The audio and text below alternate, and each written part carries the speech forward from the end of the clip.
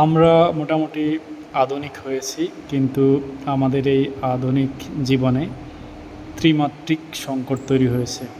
বলছি, আমাদের দেশে স্থূলতা দ্রুত বাড়ছে। শহুরে জীবনের ব্যস্ততা, অনিয়মিত ঘুম, মানসিক চাপ এবং রাতে দেরি করে খাওয়া, সব মিলিয়ে এই জীবনধারা আমাদের বিপাকীয় স্বাস্থ্যে বড় ধরনের প্রভাব ফেলছে। খাবারের সময় ও ঘুমের মান দুইটি শরীরের ওজন নিয়ন্ত্রণে খুব গুরুত্বপূর্ণ ভূমিকা পালন করে। রাত করে খাওয়ার প্রভাব: অনেকেই কাজের চাপে মুঠোফোন ব্যবহার করে অথবা টিভি দেখার কারণে রাত 11টা বা 12টার পরেও খাবার খান।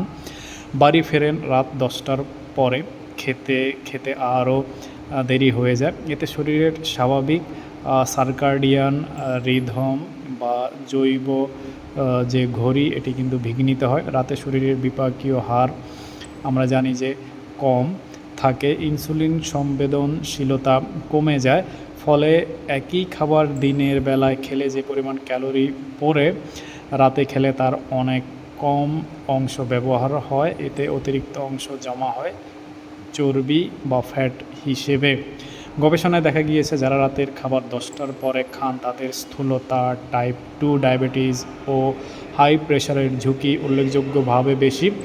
রাতে খাওয়া ঘুমের মানও কিন্তু নষ্ট করে দেয়। বাড়ি খাবার খেলে পাকস্থলী সক্রিয় থাকে, ফলে ঘুম গভীর হয় না। বারবার জেগে ওঠা অথবা অস্থির ঘুম দেখা দেয়। এই ঘুমের ঘাটতি আবার ক্ষুধা বাড়ায়, বিশেষ করে উচ্চ কার্বোহাইড্রেট ও মিষ্টি খাবারের প্রতি আকর্ষণ বাড়ে। ফলে পরের দিন অতিরিক্ত খাওয়া ও ওজন বৃদ্ধির একটি দুষ্ট চক্র কিন্তু তৈরি হতে পারে।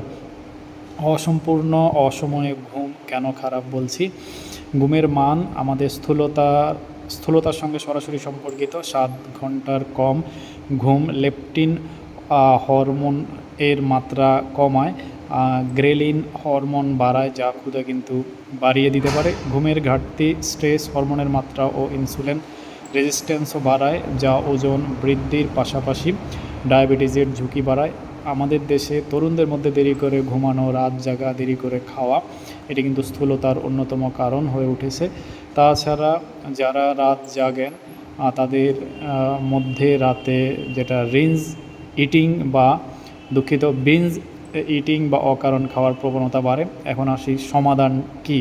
সমাধান আসলে খুব কঠিন নয়। রাতের খাবার সন্ধ্যা 7টা থেকে 8টার মধ্যে খাওয়া, হালকা খাবার বেছে নেওয়া, ঘুমানোর আগে স্ক্রিন টাইমটা কমিয়ে দেওয়া এবং প্রতিদিন একটা নির্দিষ্ট সময়ে 7 থেকে 8 ঘন্টা ঘুমানো।